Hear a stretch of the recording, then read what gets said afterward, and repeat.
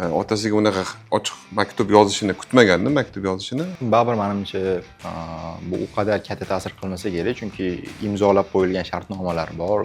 O'sha o'yinlarda maydonga tushish ham, shu zahoti keyin futbol kirishib ketish ham o'sha shartnomalarni ta'siri bo'lsa kerak deb o'ylayman. Lekin o'zi shundoq ham oxiriga yetib kelyapti uni faoliyati. Ko'p men bilgan futbolchilarim to'ydan keyin faoliyatni pasayish yuzaga kelgan. Fanatik ko'rinishdagi haqoratlar, bahslarga umuman o'rin ham yo'q. Bular hammasi bir tiyinga qimmat narsa. Va Portugaliya terma jamoasiga ham o'zini o'tgan mavsumdagi bosh murabbiy etib tayinlandi. Jorge Jesus. Ismi ham juda. Menimcha Real juda aqlli harakat qildi. Ko'p futbolchilarni tekinga oldi. Bernardo Silvalarni. Lekin bitta narsaga hayron qoldim ham, endi Real muxlisi bo'lmasam ham, Rodrini qo'ldan chiqarganiga hayron qoldim. Qanday qilib Rodridagi futbolchini qo'ldan chiqarib yuborish mumkin?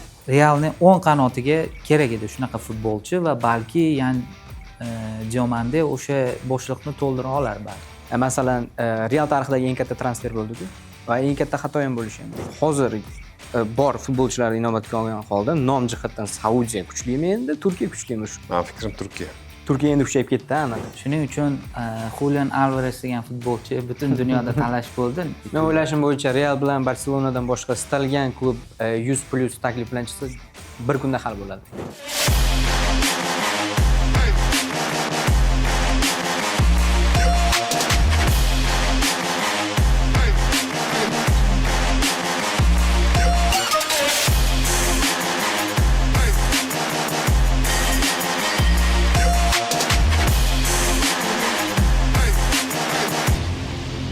Assalomu alaykum. Daryo Sportda Zarba podkasti davom etadi.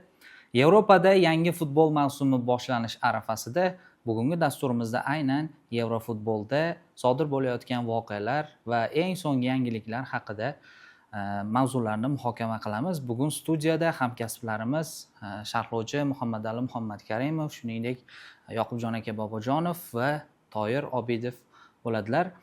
Dastlab o'sha o'tgan hafta davomida eng ko'p muhokama qilingan ikkita mavzu bor. Bu Messining otasini vafoti hamda Cristiano Ronaldoning to'yi. Lionel Messini ijtimoiy tarmog'ida yozgan posti ko'p muhokamalarga sabab bo'ldi. Uni keyinchalik Cristiano Ronaldo ham qo'llab-quvvatladi kommentda. Va ma'lum bo'ldiki, Messi har bitta uchrashuvdan keyin emotsiya ko'rsataverdi-ku. Gol urgandan keyin bu o'sha otasini betobligi bilan bog'liq ekani mana endi o'sha otasini vafotidan keyin ma'lum bo'ldi. Bu voqealarni qanaqa kuzatdinglar? O'zi bu futbolga qanchalik ta'siri bor bu voqealarni? Yoqubjon aka, sizdan boshlasak. Avvalambor assalomu alaykum. To'g'risi ko'pchilik qatori meni ham ta'sirlantirdi. Endi Messining otasi vafot etdi deganda bu xabar nisbatan endi oddiy xabarlar sifatida qabul qilgandim. Endi borib otasini dafn marosimida qatnashadi, keyin keladi, ya'ni faoliyatini davom ettiradi deb, lekin otasiga unaqa ochiq maktub yozishini kutmagandim, maktub yozishini va u postni keyin o'qib qoldim. O'qib qolganimda ta'sirlantirdi. Haqiqatdan ham Messi bir o'g'il sifatida otasiga bo'lgan muhabbatini to'liq shu izhor qilgan maktub bo'libdi. O'zini hissiyotlarini, o'zini tuyg'ularni shunaqa chiroyli ko'rsatib bergan, ta'sirli. Mana bu xatni u murojaatni o'qigan, lekin uncha odam ko'ziga yosh olgan bo'lsa kerak. Va yana eng muhim jihati, to'g'ri ta'kidlab o'tdingiz, jahon chempionatida nima uchun bu qadar emotsional o'ynaganini savolga javob topildi menimcha. O'sha Messi har bitta o'yindan keyin o'yin davomida otasini ko'z oldiga keltirgan, otasi uchun harakat qilgan va chempion bo'lib, kubok otasiga olib borib bermoqchi bo'lgan ekan, o'zini shu yozish bo'yicha. Va har bitta o'yindan keyin otasidan, demak, oddiy holatlarda otasidan xabar kelar ekanda, ijtimoiy messenjerlar orqali. Lekin Messi aytayaptiki, jahon chempionati paytida o'yinlardan keyin ochardi messenjerini, hech qanday xabar kelmasdi. Demak, ahvol og'irlashayotganini tushunardim deb. Mana shu narsani his qilib o'ynagan. Tasavvur qilish kerak, juda bu katta bu og'riqli bosimda bu. Ham bu yerda muxlislar, boshqa bundan tashqari eng yaqin insoni Messining otasini shu salomatligi ko'tarmagan uchun ham jahon chempionatiga olib kelmagan ekanda, o'zi avvalgi jahon chempionatlarida har doim kelib yurar ekan. Bu safar shu sog'liq sababli ham olib kelmagan. Undan tashqari noaniqlik, mavhumlik bor-da. Har bitta o'yinda otam qanaqa ahvolda ekan, hozir yomon xabar kelmasmikan degan ma'noda o'ynagan. Shunday bo'lsa ham borini berib finalgacha chiqib, finalda mag'lubiyat uchrashib, biz Messini insoniy jihatdan ham qanchalik mustahkam, metin irodaga ega inson ekanligini ana shundan keyin tushunib yetdik menimcha. Meni fikrimcha. Va haqiqatan ham Messini otasi ham endi faxrlangan bo'lishi ham aniq u. Lekin Messi o'zi yozish bo'yicha ortiqcha meni maqtamasdingiz deb yozyapti otasiga. Nimadir natijaga erishsam ortiqcha maqtamasdingiz deyapti. Demak, ichidan faxrlangani aniq, har bitta ota ichidan faxrlanadi. Mana shuni Messidek futbolchini tarbiyalab dunyoga yetkazib bergani uchun shu bilan birga har bitta ota kabi farzandi juda ham yutuqlardan havolanib ketmasligi uchun emotsiyalarni saqlab kelgan, lekin ichidan faxrlangan bo'lishi aniq. Ta'riflashga, ortiqcha ta'riflashga ham juda qiyin, og'irlikli vaziyat. Men yana ham hayron qolganim, mana shu voqeadan keyin Messi baribir o'sha AQShdagi MLSda maydonga tushishga kuch topa oldi. Chunki o'qigan bo'lsangiz, o'sha yerda yozgandiki, bundan keyin faoliyatim davom ettira olamanmi, yo'qmi, o'zim ham aniq bilmayman degandi, lekin maydonga tushishga kuch topib, shu o'yinda qatnashdi. Endi gol ura olmagan bo'lsa ham 4 ta zarba yo'lladi degan statistika chiqdi-yu. Demak, baribir futbol Messini baribir ovunchog'i, futbol yupanchig'i desa ham bo'ladi va yana ham boshqacharoq emotsiya bilan, boshqacharoq motivatsiya bilan o'ynagan bo'lsa kerak-ku.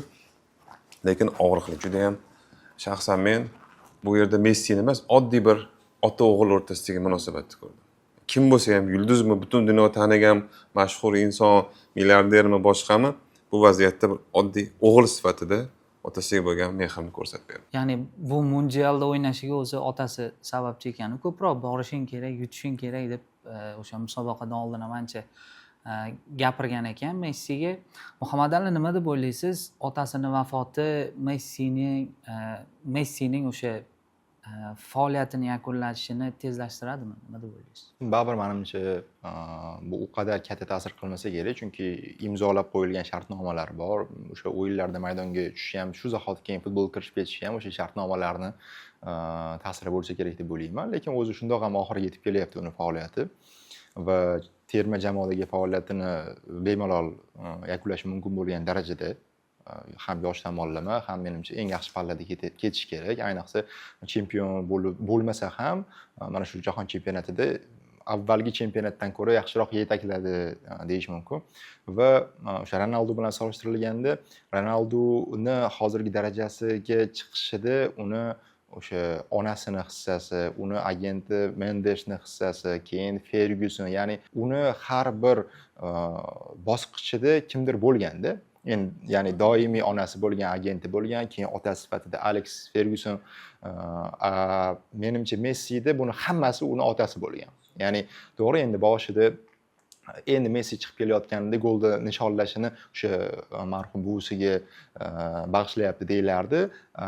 Futbolga ilk qadamlari balki buvisi orqalidir, lekin keyinchalik to'liq otasi undagi potensialni, undagi iqtidorni ko'rib o'z qo'liga olgan deb o'ylayman. Chunki endi ko'p o'zi manbalarda ham yozishadi-yu bu haqda.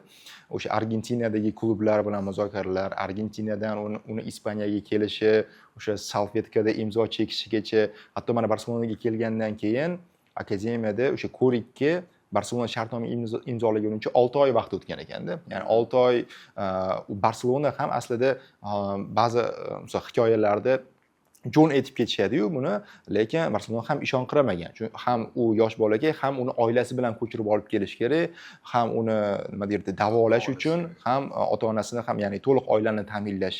Ya'ni bu Barselona kabi klub uchun ham risk bo'lgan. Baribir Barselona Ispaniyada Real kabi moliyaviy tomondan erkinlikka ega jamoa emasdi va bunaqa risklarni har birini hisobga olishadi. Va 6 oy muddat, 6 oy oxirlarida, mana shu muddat oxirlarida otasi bo'ldi. Men bolamni olib ketaman Argentinaga. Ya'ni uzoq muddat qolib ketdik bu yerda.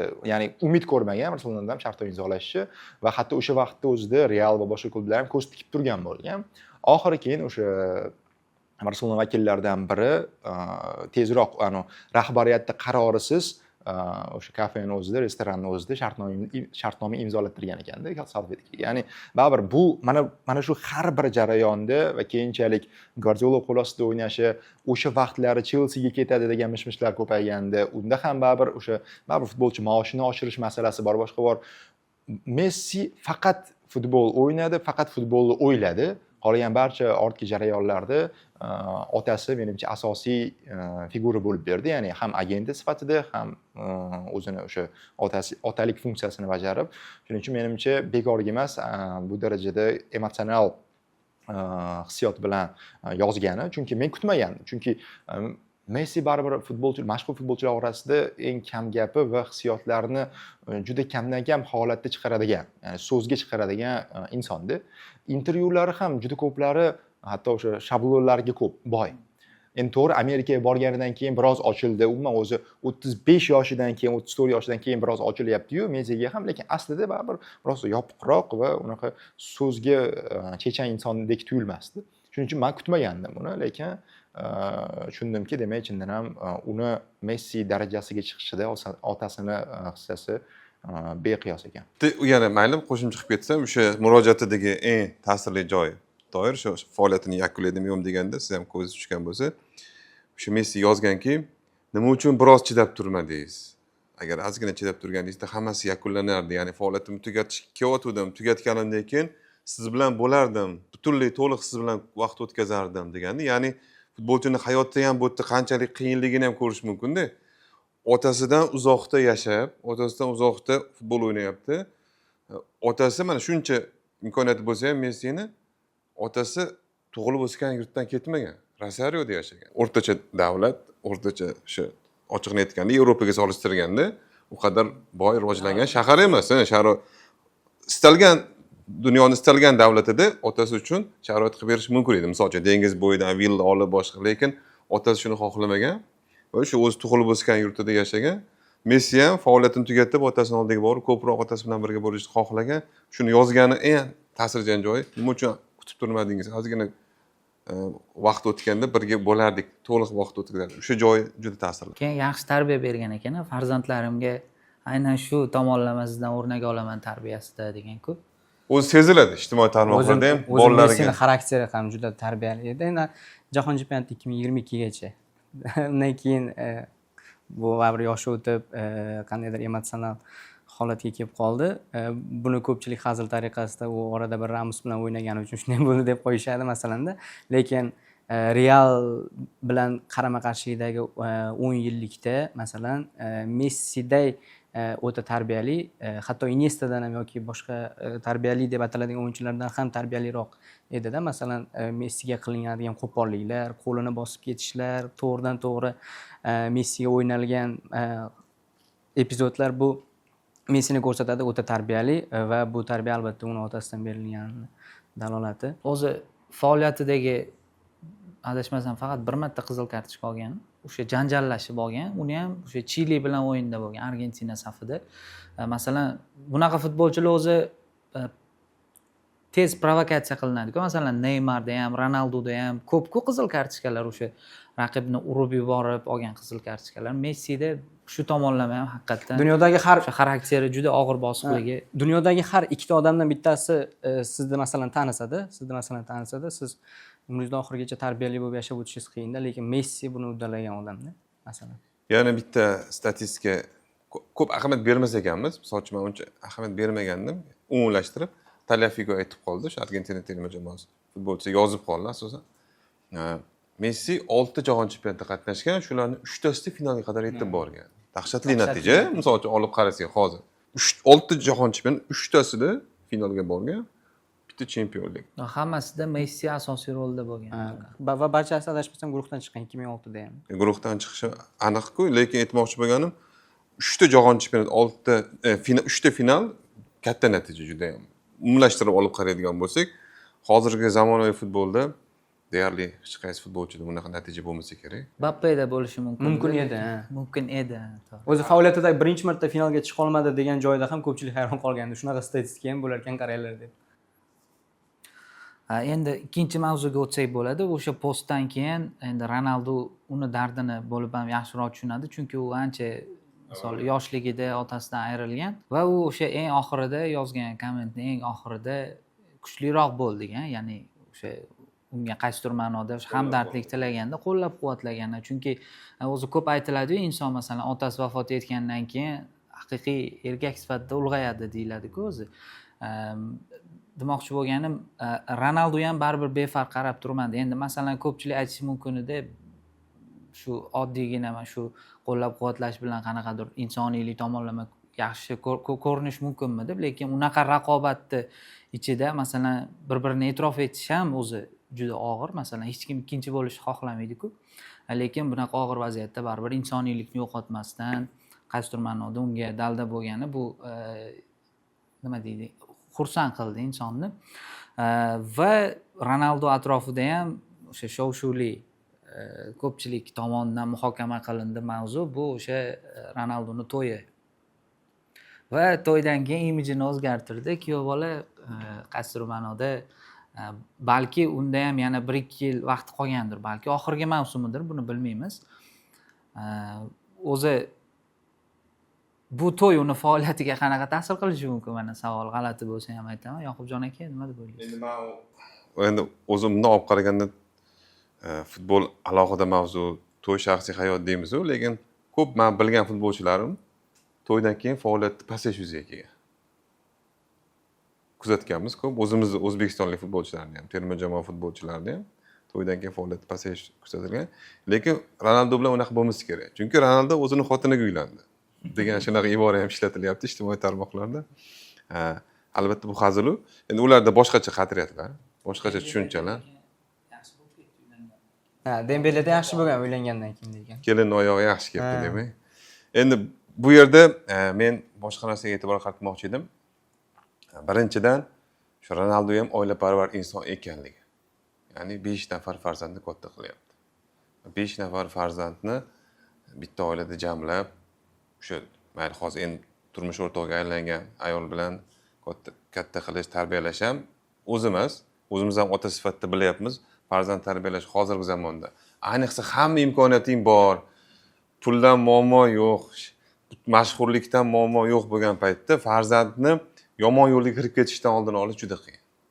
Biz bilamiz, ko'p millionerlarning farzandlari o'sha giyohvandlik vositalariga berilib ketgani yoki jinoyatlarga aralashib qolganini ko'p ko'rganmiz. Men azaldan kuzataman Ronaldoni, mana shu o'g'illarga, farzandlarga nisbatan tarbiyasini ham qattiq qo'llik bilan olib boradi.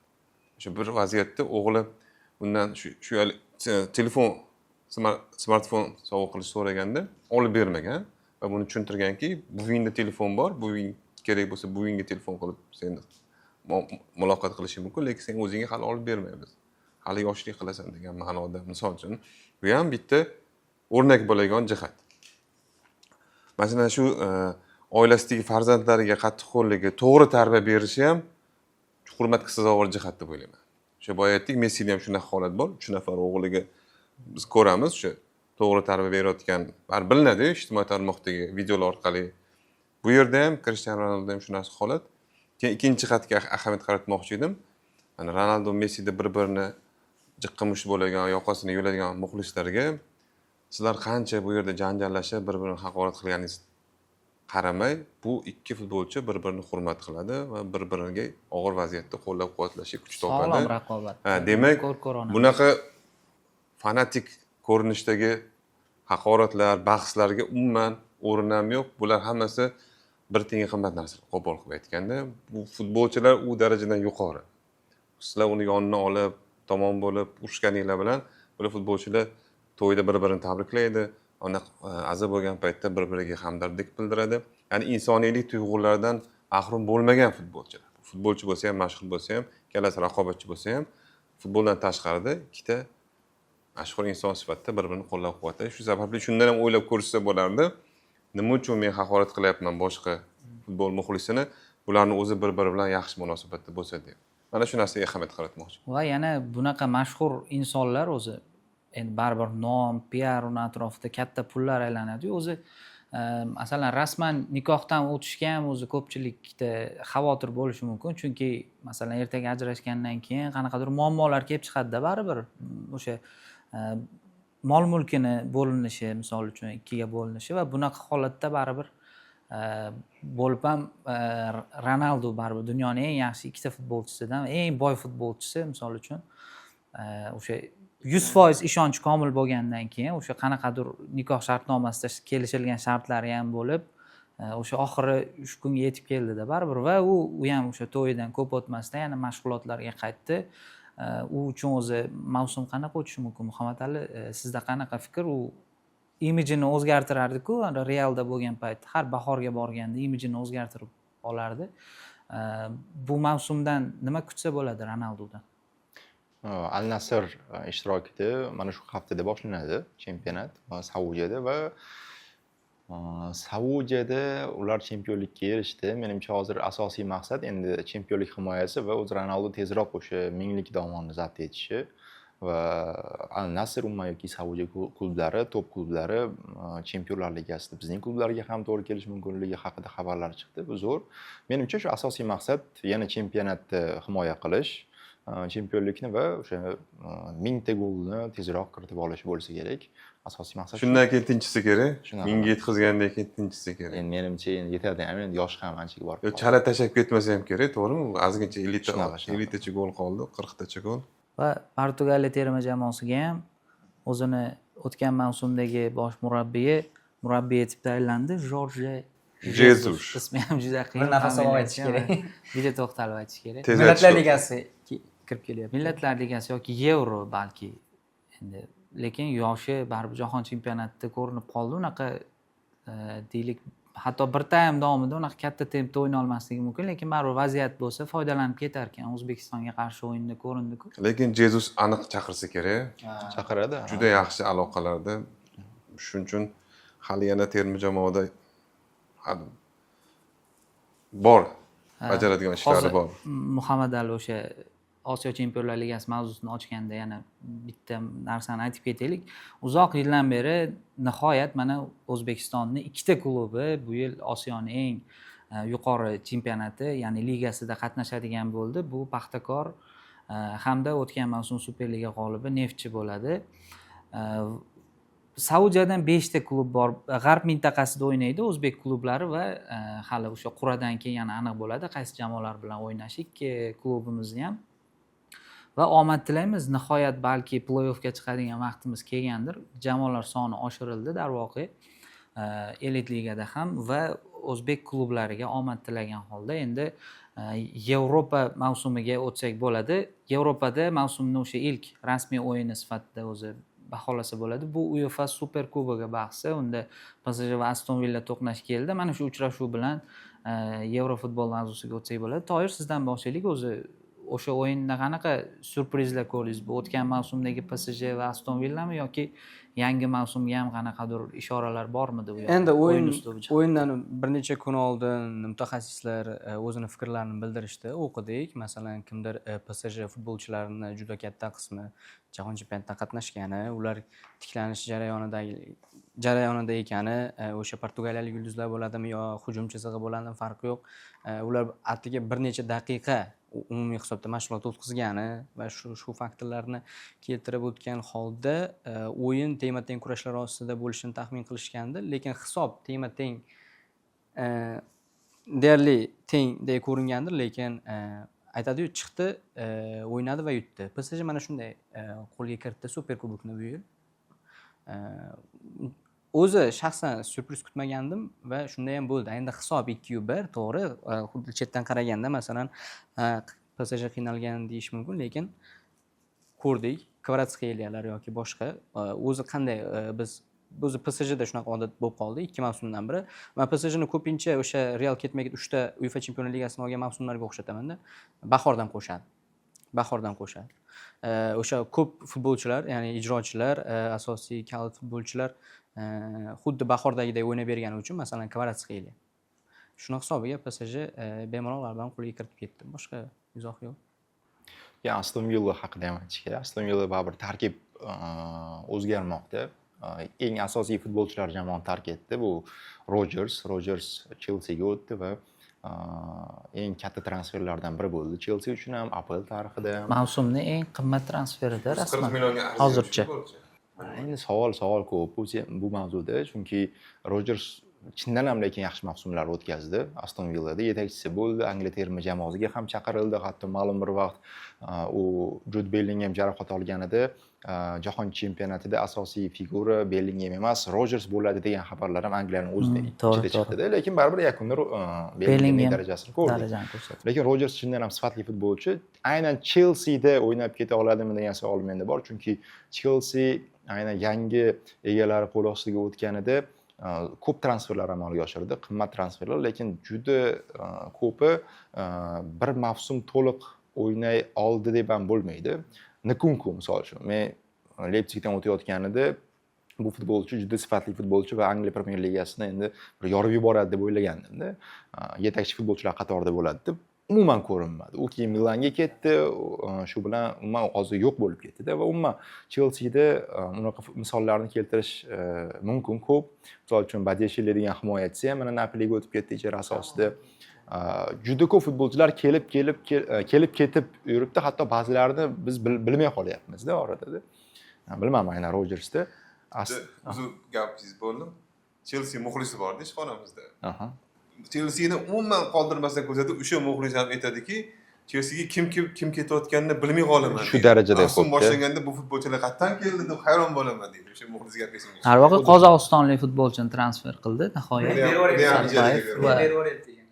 Qanaqadir boshqacha biznes reja bilan kelgandek-da, ya'ni futbolchilarni ko'proq sotib olib, ularni ijaraga berib yuboradi, narxi ko'tarilgandan keyin yana ozgina o'zida o'ynatib, qimmatroqqa sotish, lekin chindan ham yaxshi qimmatga olyapti ham futbolchilarni, yaxshi pullarga sotyapti ham-da. Ya'ni qanaqadir bir juda bir balans bor deb bo'lmaydi-yu, lekin sotilayotgan futbolchilar, ijaraga berilayotgan futbolchilarni ulardan kelayotgan summalar ham yaxshi aslida. Zararda ham deb bo'lmaydi, to'g'rimi? Uni katta zararda deb bo'lmaydi. Nomlar bor-ku Chelsea'da, Caicedo bor. Endi mana hozir Enzo Fernandes o'sha jahon chempionatigacha Realga o'tdi degan xabarlar chiqqanda, endi hozir Manchester City'ga o'sha 120 milliondan ko'proq summaga amalga oshishi mumkin ekan. Baribir o'sha to'g'ri aytib o'tdingiz.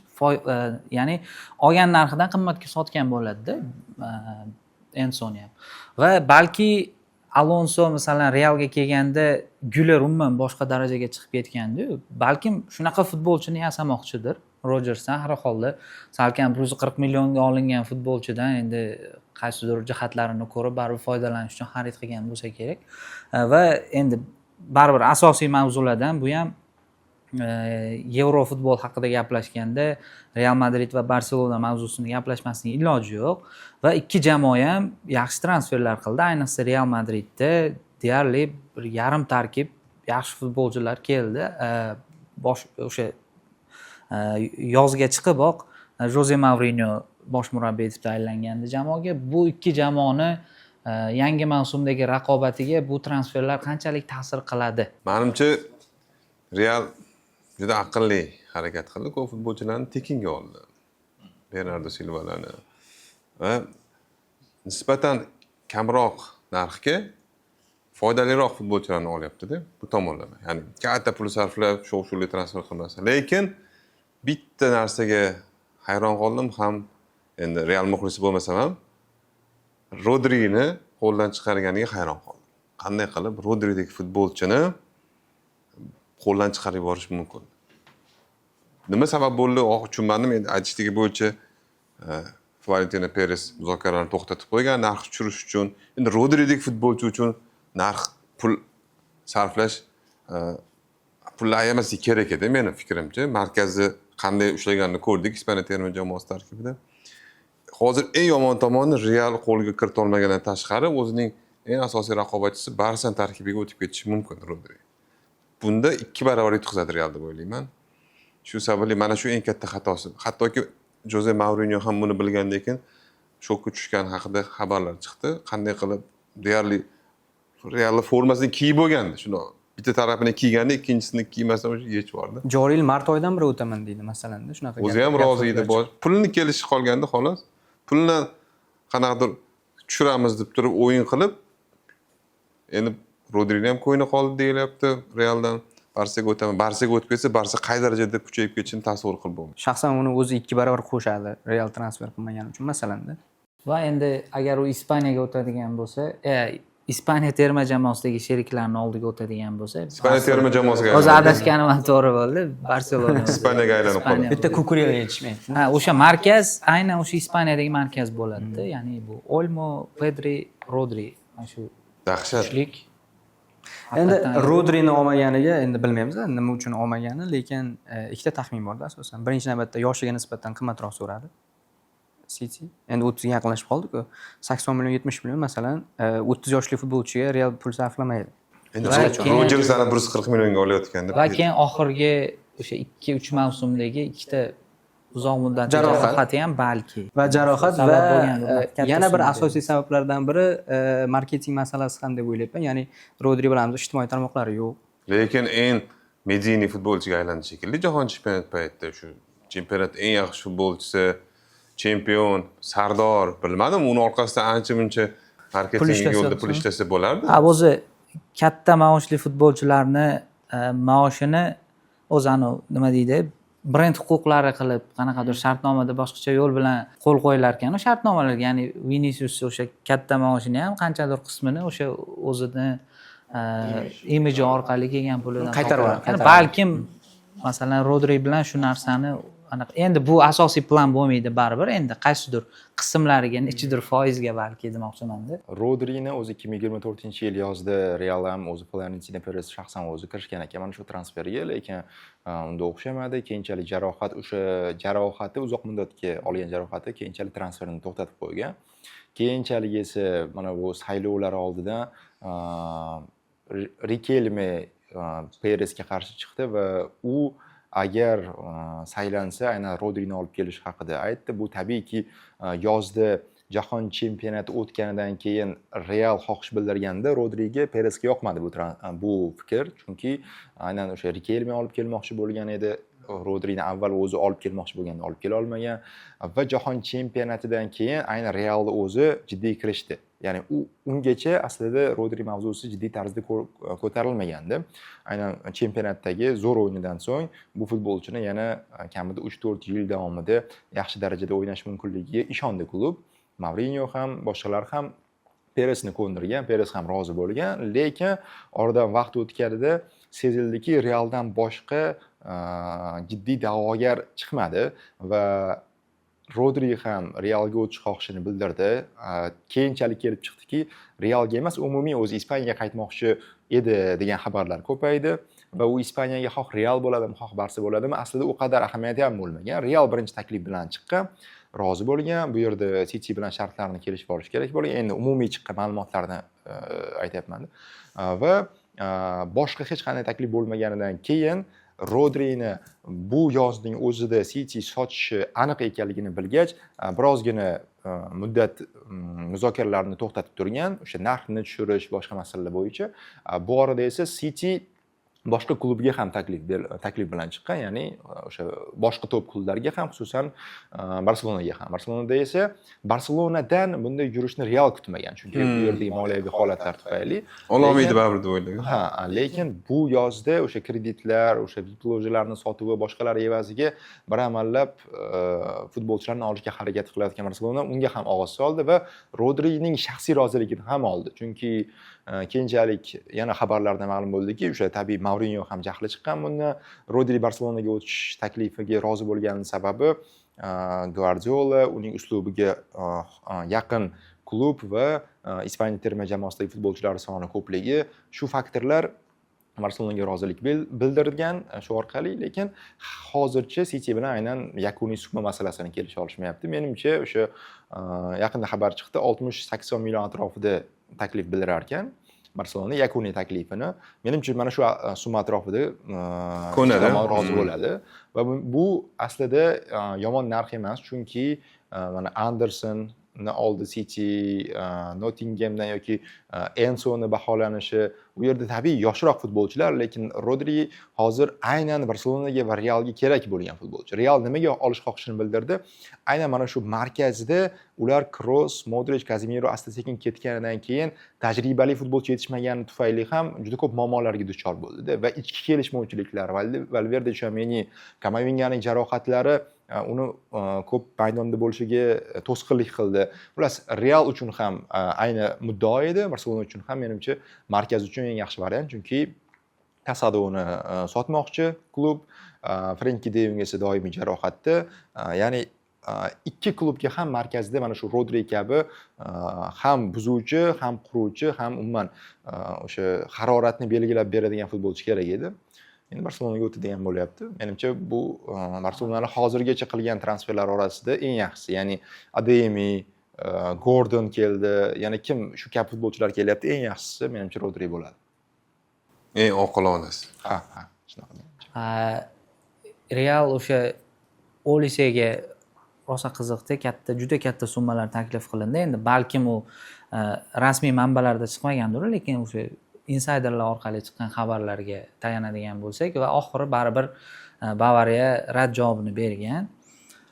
Va uni o'rniga o'sha Bundesligadan boshqa futbolchi olib kelindi, Diomande transferi. Bu transfer qanchalik o'zini oqlaydi? Chunki aynan o'sha o'tgan mavsumda Realning o'ng qanotiga kerak edi shunaqa futbolchi va balki Diomande o'sha bo'shliqni to'ldira olar balki. Endi Olise juda zo'r futbolchi sifatida ko'rinayotgandi, lekin mana Fransiya terma jamoasi tarkibida shu oxirgi o'yindagi muvaffaqiyatsizlik ham bunga sabab bo'ldimi deb o'ylayman-da. Hech narsa qila olmadi-yu Ispaniyaga qarshi o'yinda. Umuman Tepkani boshqa joyga ketib qoldi. omadsizlik bo'yicha ham birinchi raqamli futbolchi bo'ldi, omadsiz. Nechta zarba yo'lladi, qanchasi bitta ham gol bo'lmadi. Lekin eng yaxshi assistent, 7 ta assist. Shu ham sabab bo'ldi. Endi Diamande qanday o'ynab ketadi? Bilmadim, baribir Olise undan daraja bo'yicha yuqoriroq edi, o'yin sifati bo'yicha. Endi Bavariya ham top klub. Bavariya ham katta maosh to'lashga imkoniyati yetarli va oldiga katta maqsadlar qo'yadigan klub. O'zimizga ham kerak, o'zimiz ham hali kurashamiz Yevropa kuboklarda, shu sababli sotmaymiz deb yakuniy uzr-kesir aytib, balki futbolchining o'ziga ham shartlarni yaxshilab bergan bo'lishi mumkindir. Misol uchun, Olise Realda o'ynayman, Real men uchun bolalikdagi orzuyim degan futbolchi bo'lmasa kerak, menimcha, mening fikrimcha endi. Chunki o'z Bavariya ham ana shunday Yevrokuboklarda doimo katta maqsadlar qo'yib o'ynaydigan jamoa. Balkim Mourinho qo'l ostida yaxshi o'ynab, shu bo'shliqni to'ldira olar. Balkim baribir bilinar o'sha nuqtadagi futbolchining yaxshi sifatli futbolchining yetishmovchiligi. Endi umuman Mourinhoning ikkinchi bor qaytish haqida fikr bildiradigan bo'lsak, shaxsiy fikrim bor, bilmadim kimdir qo'shiladi bilmayman. Mourinhoning bu safar o'xshamasi kerak deb o'ylayman. Chunki ko'p ko'rganmizda, ikkinchi bor qaytishlar u darajada bo'lmasligi. Nostalgiya bo'ladi, hamma o'sha paytda eslaydi, zo'r bo'lgan deydi, lekin zamon o'zgarganini, vaziyat o'zgarganini, muhit o'zgargan, ko'pchilik inobatga olmaydi. O'sha Ancelottida lekin o'xshaganda Ancelotti fikrlar bo'lgandi Ancelotti, chunki u Evertonda ishlagan, Napolida ishlagan baribir. Masalan, Real, Chelseaga qaraganda sal nom jihatdan pastroq klublar-ku. Lekin ikkinchi kelishi o'sha tarixdagi eng yaxshi muvaffaqiyatli davri bo'ldi-da, balki kim biladi. Lekin Mourinhoda xarakter ham bor-da. Mourinho nima uchun kelganiga ham alohida e'tibor berish kerak-da bu yerda. Qandaydir taktik sxemalar yoki tizimli futbol qurish yoki boshqa narsaga olib kelindi deb o'ylamayman. Birinchi navbatda tartib. Bu hozir aytilyapti-ku, masalan, Realda tartib bo'lsa bo'ldi. Qolgan futbolchilarni o'ziga qo'yib berish kerak, masalan. Mourinho kelib hozir nimadir tuzyapti, qanaqadir sxemalar ishlab chiqyapti. Mana bir o'yinga birdaniga 3 ta 4 ta sxemaga o'tib, raqibdan kelib chiqib o'ynash, xullas mana shunaqa arifmetik, matematik yondashyapti deb ham o'ylamayman-da. U keldi, o'zining ishini bajaryapti birinchi kundanoq. Mana jamoa birga ovqatlanyapti ekan. Yangi tartiblarga ko'ra mashg'ulotlarga kechikish mumkin emas, masalan. Boshqa qilish kerak.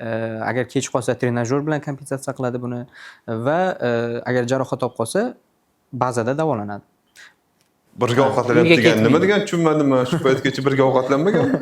Ana bitta stoldami? Bo'lmagan ekanda shunaqa gap chiqdi. Ya'ni bitta o'sha ya'ni guruh murabbiylar shtabi va futbolchilar bitta joyda turib ovqatlanadigan shunaqa xabarlar chiqdi. Endi baribir masalan men endi milliy jamoa bilan ishlamaganmiz-ku, futbol assotsiatsiyasida ishlagan paytim o'sha U17 jamoasi bilan ishlaganmiz. O'sha hamma iloji boricha harakat qilinardi. Bitta uzun joy qilishga va mas'ullar o'sha yerda turibdi. murabbiy futbolchilar o'tirib bir bilan gaplashib ko'proq muloqot bo'lishiga ko'p urg'u berilardida endi masalan qaysidir mehmonxonaga borilsa ham shu narsaga harakat qilinardi. Milliy jamoada ishlagan inson sifatida aytaman, hech qachon alohida bo'lmagan.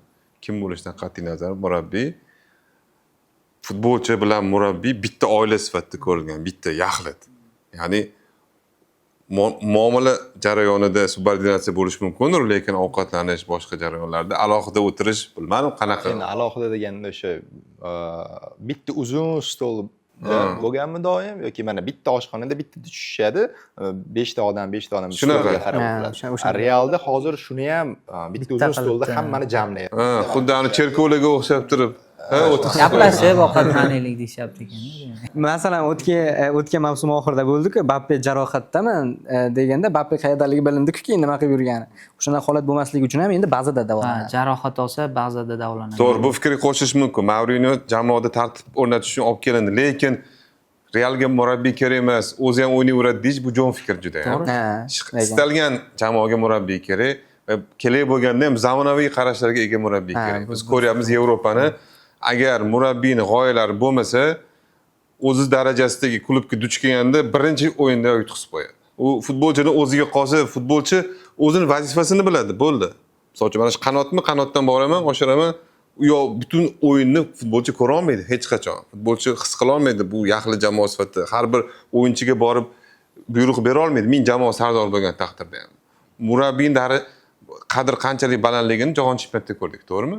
Murabbiy kuchli murabbiy bo'lmasa agar, kuchli futbolchilar ham hech narsa qila olmasligini yoki g'oyalari sal eskirib qolsa ham, nafaqat kuchli murabbiy, g'oyasi eskirgan murabbiy bo'lsa ham, kuchliroq, zamonaviyroq g'oyaga qarshi kelganda mag'lub bo'lishini, hech narsa chora topa olmasligini ko'rdik-ku.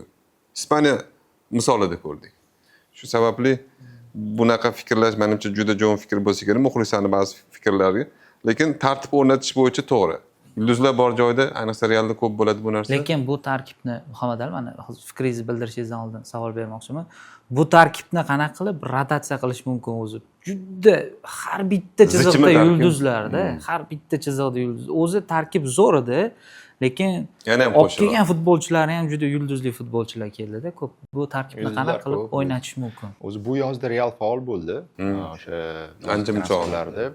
Chunki avvalgilarda o'zi borgan sari kamayib ketayotgandi. Ya'ni to'g'ri, har yozda yoki har transfer oynasida bitta, masalan, Bellingham 100 millionlik olib keldi, keyin Mbappe, boshqa.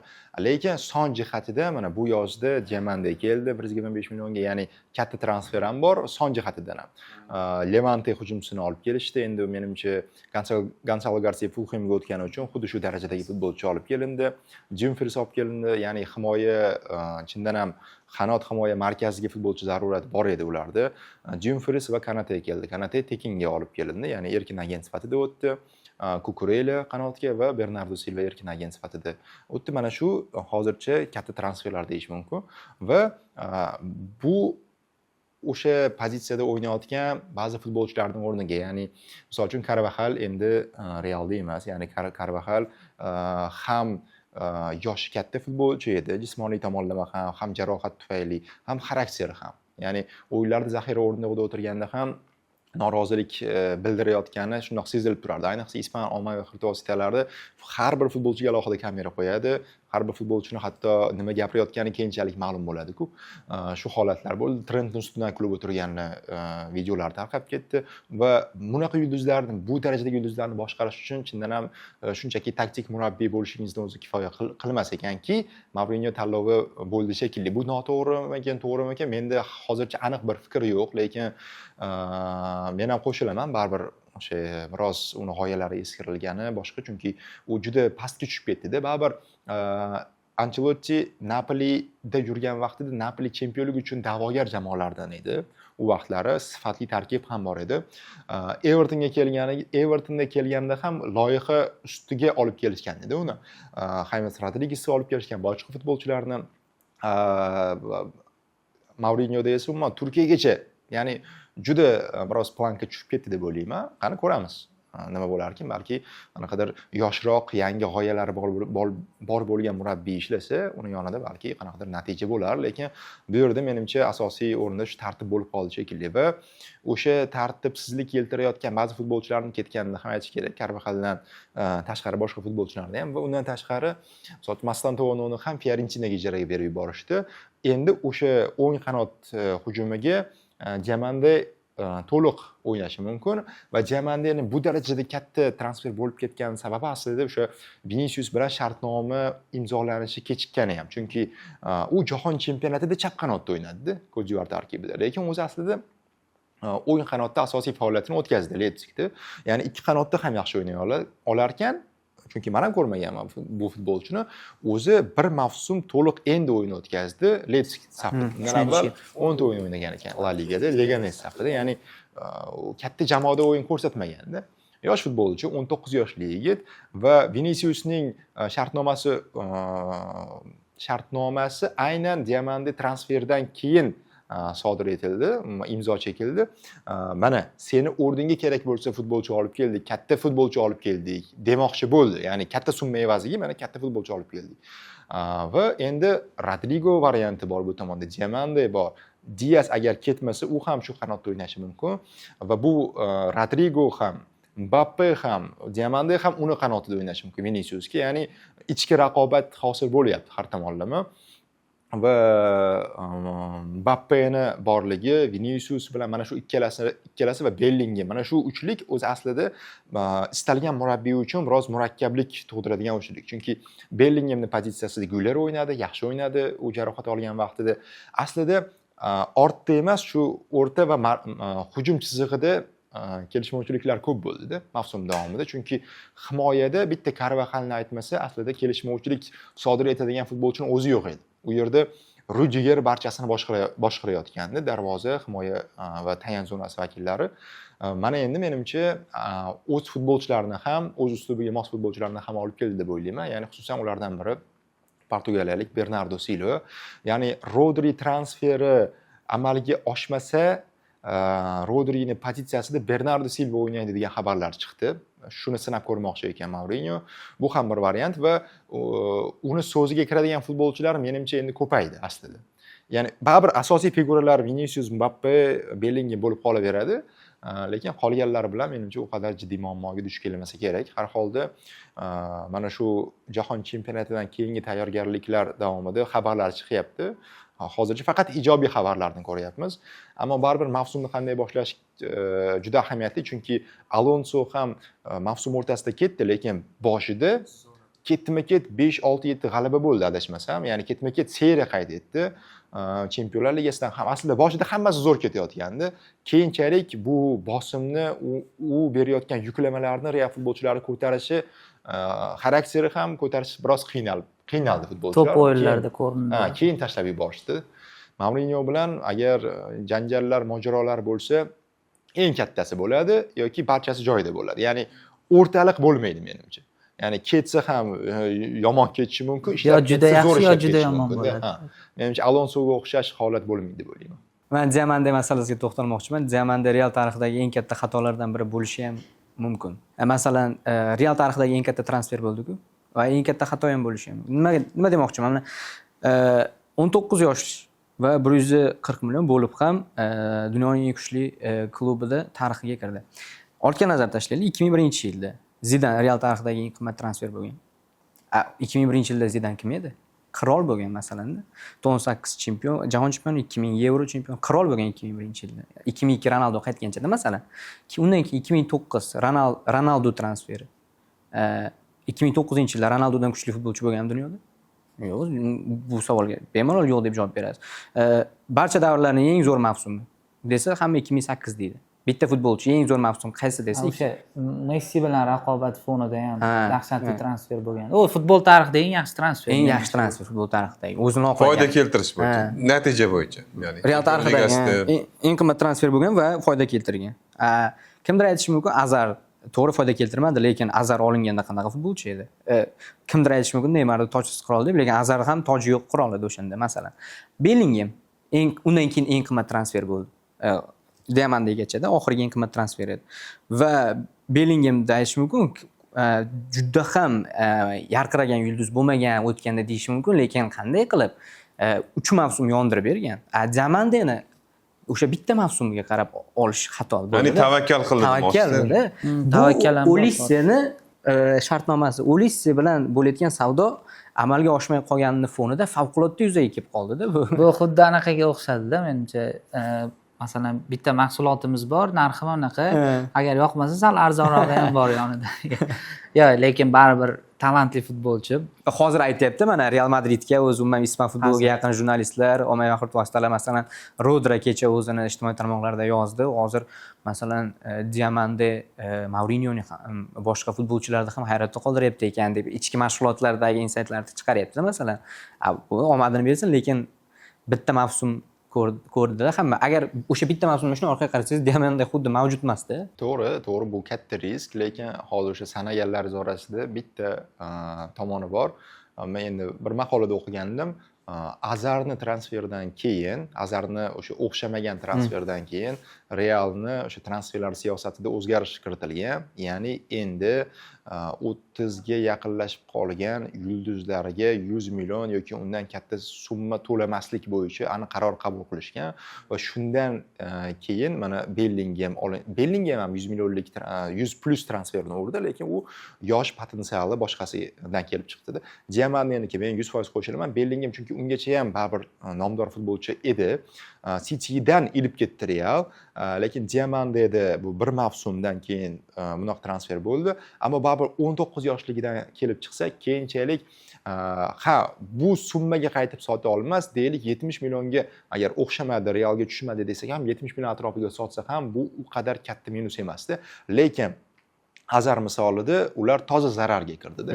Shuning uchun o'sha Azarni transferi so'nggi nuqta bo'lib berdi Real uchun va bundan keyin, ya'ni shu vaqtgacha ham bunaqa transfer ko'rmadik va menimcha bundan bu yog'iga ham u yoshdagi futbolchilarga katta summa to'lashi qiyin bo'lsa kerak. Lekin bilmadim, bu ham zamonga qarab o'zgaradi, chunki hozirga kelib 35 yosh ham normal darajadagi futbolchi bo'lib qolyapti-da. 35 yoshli futbolchilar ham agar sport formasini yaxshi ushlayotgan bo'lsa, ishonch bildirishyapti klublar. Ammo baribir menimcha bu darajadagi 100 million plus summalar aylanmasa kerak. Chunki hozir ham mana Ensoga taklif qilinayotgan summa, Anderson Alpinchi, Rogersniki hammasi 100 milliondan oshgan summalar, lekin ular baribir asosiy masalasi bir necha yildan beri o'sha chempionatlarda yaxshi o'ynayotgani va yoshroq ekanligida.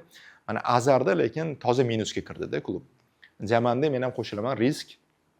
Ammo o'sha highlightlarni ko'rib chiqdim.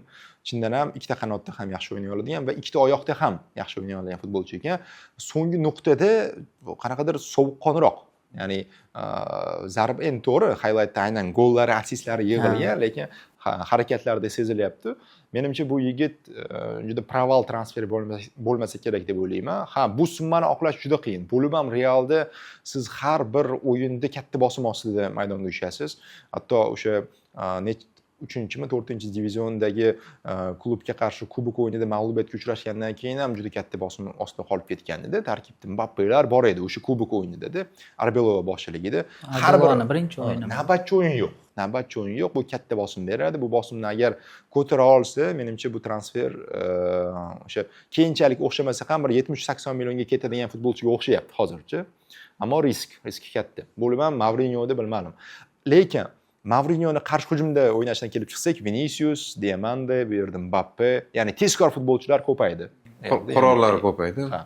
O'zi ya'ni unaqa katta summaga olinganiga yana bitta sabab o'zi futbolchilar narxi oshib ketibdi. O'zi masalan transfer marketdagi masalan 90-100 millionlik futbolchini u narxga sotib olish deyarli imkonsiz. Chunki masalan deylik o'sha Tottenham ham o'tgan mavsumdagi eng yomon natijasidan keyin bu mavsum zo'r futbolchilarni xarid qildi. Masalan, Tonalini oldi, 110 million deyarli. Matiush Fernandes masalan o'zi 50 million, 45 million atrofidagi futbolchi ekan. U ham yana 99 millionga olgan. Va undan tashqari Gonzalo Ramos masalan Milanga o'tdi.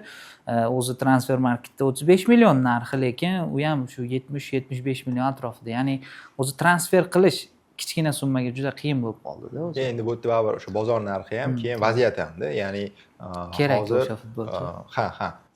boshqa klublar ham biladi katta klubga qaysi pozitsiyasiga futbolchi kerakligini, aniq o'sha pozitsiyaga futbolchi olish shart. Ya'ni butun dunyo bilib turibdi uni. Tabiiyki, o'sha sotayotgan klub ham undan yaxshi daromad qilyapti. Chunki o'sha West Ham futbolchisi Fernandes o'z West Ham tushib ketgandan keyin ko'p futbolchilar o'tib ketyapti. Mana hozir Van Bissaka ham, Somerville APL klubiga o'tish haqida. Somerville ham, ya'ni o'sha pozitsiyaga mana Tielemans olib kelindi Unitedga. Tielemans olib kelindi. Kim yana markazga olib kelindi? Ya'ni markazga futbolchi kerak. Shuning uchun Fernandes transferi aytildi, Tonali aytildi. Tonalini keyin Tottenham ilib ketdi. Chunki Tottenhamda ham markazda muammolari bor.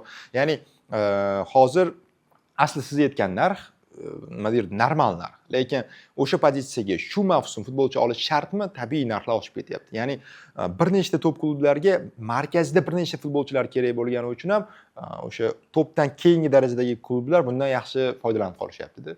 Umumiy bozorda transfer narxi ham oshgan. Bu rost. To'g'ri, ayniqsa yarim himoyachilarga talab juda oshib ketibdi rostdan ham. Hamma klubda deyarli shu pozitsiyaga bitta futbolchi xarid qilinganda, top klublarda. Hozir mana aytilayotgan futbolchilar markazdagi tayanch himoyachilari aksariyati va markaziy hujumchi. Ya'ni o'zi oxirgi yillarda ko'ryapmiz, aynan markaziy hujumchi tanqisligi butun Yevropaning top jamoalarida bor. Va markaziy futbolchilar ham mana 2024-yilda Rodri oldimi oltin to'p. O'sha oltin to'p vaqtlaridan boshlab to hozirgacha Rodri olgan muddatda markazdagi tayanch himoyachi futbolchisini darajasi ham o'sib ketdi. Qadri ham maydondagi nima deydi, ahamiyati oshib ketdi. Va tanqisligi ham ko'payib ketdi-da shu pozitsiyaga. Shuning uchun Julian Alvarez degan futbolchi butun dunyoda talash bo'ldi. Nimaga? U Atletico bunaqa munosabat qiladi unga, ya'ni masalan normal summalar taklif qilinyapti, yo sotmayapti yoki nima deydi. Lekin o'sha xabarlardan shu narsa oydinlashyaptiki, o'zi Alvarez ketmoqchi, lekin Atletico qo'yib yubormayotgandek. Men o'ylashim bo'yicha Real bilan Barselonadan boshqa istalgan klub 100+ taklif bilan chiqsa bir kunda hal bo'ladi. Faqat to'g'ri raqobatchi sotmoqchi emas demoqchisiz. Ha, shunaqa demoqchiman. Hozir shu mavzuga to'xtalmoqchi edim. Yaxshi anaqa aytdingiz. Balki shunaqadir. Endi APLga ham o'taylik. APLda ham katta transferlar bor. Shu oxirgi mavzumiz bo'ladi. Chunki Real Barsa atrofida ko'p qolib ketdik.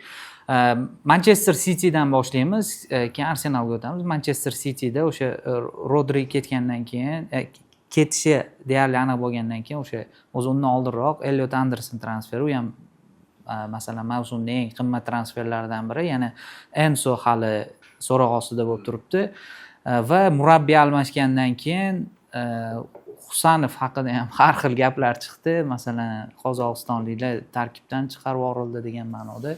O'zi City bilan Arsenalning yangi mavsumdagi raqobati qanaqa bo'ladi? Hali bu yoqda Tottenham, Manchester United masalan, Liverpool yaxshi transferlar qildi. Barsadan himoyachi oldi ijaraga bo'lsa ham. City endi o'z darajasini ushlab qolishga harakat qilsa kerak. Guardiola ketgani bilan baribir tarkibda kuchli futbolchilari ko'p, tizim bor, tizim qurib ketgan, eng muhimi kelgan murabbiy ham Guardiolani uslubiga umuman teskari murabbiy emas, shu uslubni davom ettirgan murabbiy shunaqa. Va buni ustiga chempionlik ruhi bor, moliyaviy jihatdan muammo yo'q. City baribir o'sha chempionlik asosiy da'vogarlaridan biri bo'lib qolsa kerak. Meni ko'proq qiziqtiryapti Arsenal. Ya'ni Arsenalda hamma narsa bor edi, lekin chempionlik yo'q edi. Bu mavsum shu qilgan transferlari o'sha chempionlikka nimadir yetishmay qoldi-yu. Shu yetishmagan nuqtani to'ldiradimi yo'qmi? Shuni o'ylayapman. Mana Gemaraynish keldi katta miqdorda. Foydali bo'lishi mumkin. Baribir lekin toza sof hujumchi muammosi saqlanib qolayotgandek Arsenalda. Shuning uchun Alvarezga qiziqish bildiryaptim. Yo, kelishayotgan mavsum endi yomon emas, lekin unaqa zo'r ham o'ynamadi. Kutilgan natija emas. Ya'ni toza bir vaziyatlarni yakunlaydigan hujumchi yetishmayapti. Endi hamma klublar muammosi deyapmiz-ku. Chempionlik uchun kurashayotgan jamoalarda ayniqsa shunaqa hujumchi kerak bo'ladi-da. To'g'ri. Shunaqa. Lekin o'zi hujum hozir mana Yokeresh bor. Jesusga hozir Napoli qiziqish bildiryapti, chunki u ham Jesusda ham o'ynamalari kamayib ketdi. Havertz o'zi asosiy hujumchi menimcha, lekin o'sha jarohatlar bir yo'q bo'lib qolishi qimmatga tushyapti jamoaga. Stabil emas. Ya'ni raqobatda City bilan raqobatda eng asosiy faktor bu Holland kabi markazda hujumchisi yo'qligi. Sermahsul doim bir mavsumda 30 ta gol uradigan futbolchi yo'qligi mana shu asosiy muammo bo'lib beryapti. Lekin aslida chempionlikka erishgan mavsumida ham shunaqa hujumchisiz erishdi. Menimcha bu mavsum ham asosiy favorit bo'lib qoladi va u markazga yana bitta kuchli futbolchi keldi. Baribir Bruno Newcastle dan avval, hattoki Newcastle kelishidan avval ancha ko'p futbolchilar, ko'p klublar e'tiborida edi. Newcastle endi o'sha paytlar saudiyaliklar qo'l ostiga o'tgandan keyin kattalashayotganda Bruno olib kelindi, boshqa zo'r futbolchilar olib kelindi, lekin negadir keyinchalik hozir sotuvga berilib ketdi. Ya'ni ko'p futbolchilarni sotib yuboryapti, sifatli futbolchilarni. Bruno aslida avvalroq Cityga yoki Unitedga yoki Arsenalga o'tishi mumkin bo'lgan darajadagi futbolchi edi. Mana endi amalga oshdi bu transfer va markaz kuchayib ketdi. Ya'ni Merino bor. Merino ham hujumda o'ynay oladigan, ham yarim himoyada o'ynay oladigan. Edgar oldinroqda o'ynashi, Raisni oldida Subimendi bor edi, Raisning o'zi bor. Ya'ni variantlar ko'paydi. Bu yerdan Marseldan nimadir keladi, nimadir endi tushadimi yo'qmi, bu ham noma'lum. Luis Kelly ham o'ynashi mumkin. Luis Kelly ham hozir boshqa jamoaga o'tishi mumkin degan xabarlar bor-ku, qolsa, ya'ni markazda futbolchilar ko'p edi, yanada kuchaytirib oldi. Qanaqadir mana Anderson Cityga kelganini to'g'ri tushunsa bo'ladi, chunki Rodri ketishi bilan bog'liqligi, Bernardo Silva ketishi bilan bog'liqligi. Lekin Arsenalda o'zi kuchli edi, yanada kuchaytiryapti. Menimcha bu mavsum endi ham ikkita frontda jang qilishi inobatga olingan. Chempionlar Ligasi, Angliya Kubogi va APL o'tgan mavsum baribir xalaqit qildi. Buncha frontda Arsenalga. Oxiri APL yutildi, lekin Chempionlar Ligasida Kubokda kuchi yetmay qoldi. Oxirigacha olib bordi APLni ham. O'tgan mavsum ham tarkib aslida yomon katta edi. Zaxira katta edi. Baribir shu ham yetmay qolyapti, chunki har bir pozitsiyaga ikkitadan futbolchi olsa ham mavsum davomidagi jarohatlar, ayniqsa o'sha mushak bilan bog'liq jarohatlar jamoani qiynayapti. Va o'yinlar soni ham baribir ko'p. Zich hozir ham mana APL o'tgan mavsum bilan solishtirganda bir hafta keyinroq boshlanyapti.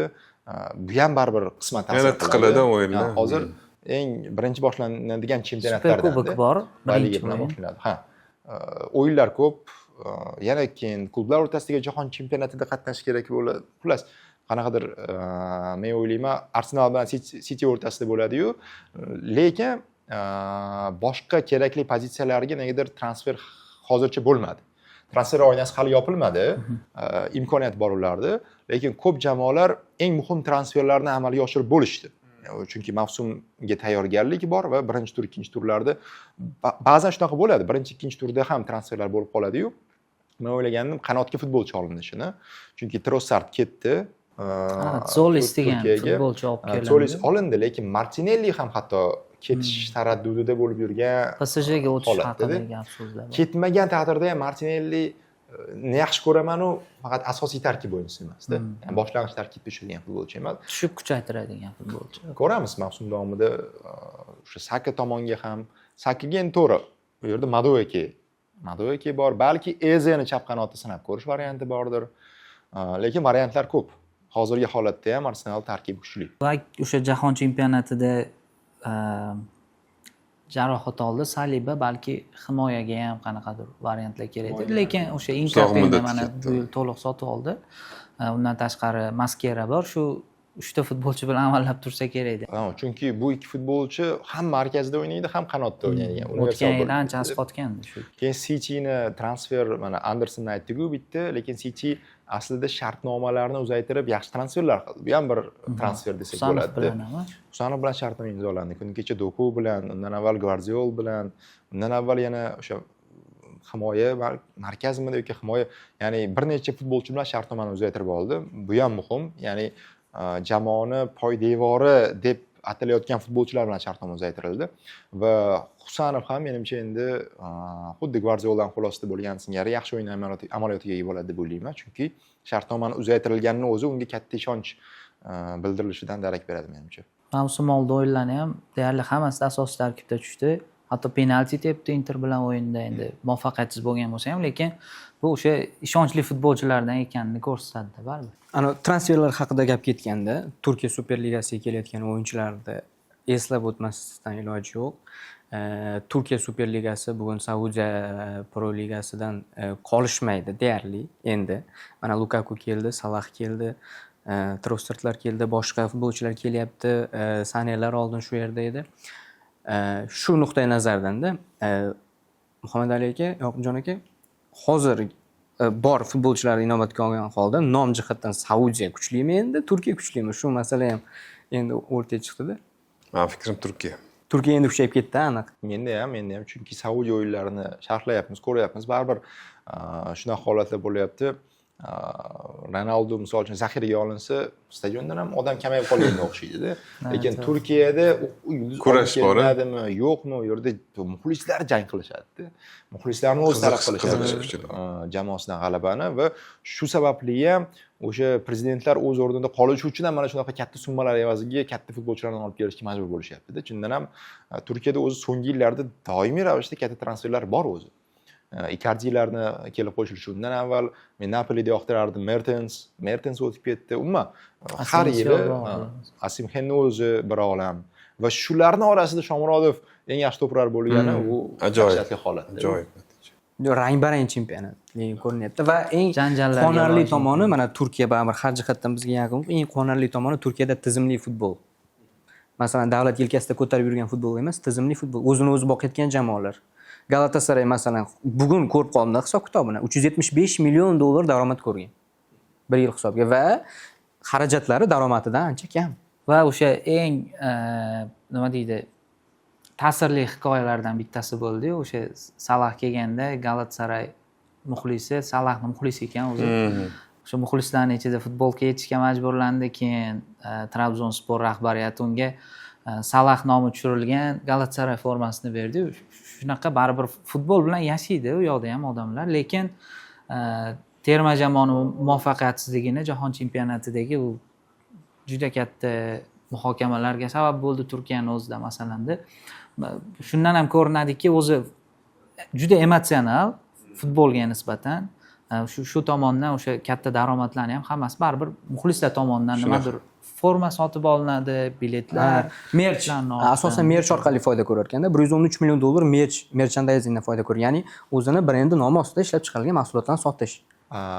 Bozor yaxshi. Mana shu haqida bir ko'zim tushganda, aslida mana merchdan hozir siz aytayotgan summa aslida katta summa-da. Bu yerda aynan klubga yordam, keyinchalik shu biz olgan merchdan, ya'ni uni uyda tiqlayotgan bo'lishi mumkin muxlislarga, lekin har mavsum oladiki, o'sha summa evaziga klubga yaxshiroq transfer bo'ladi. Shu qanaqadir targ'ibot bor ekan o'zi u yerda.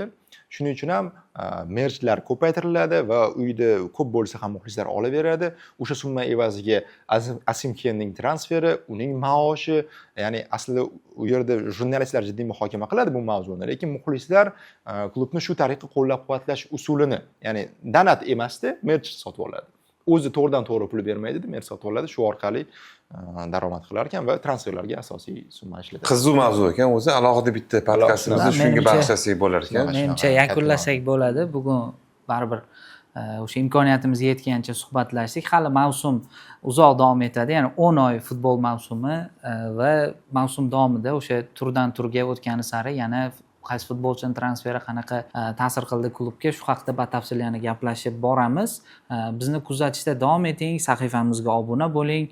Shuningdek, o'z fikrlaringizni izohlarda yozib qoldiring. Bu yerda ko'tarilgan mavzular sizga ham yo'naltirilgan va ushbu videoni yaqinlaringiz bilan ulashishni unutmang.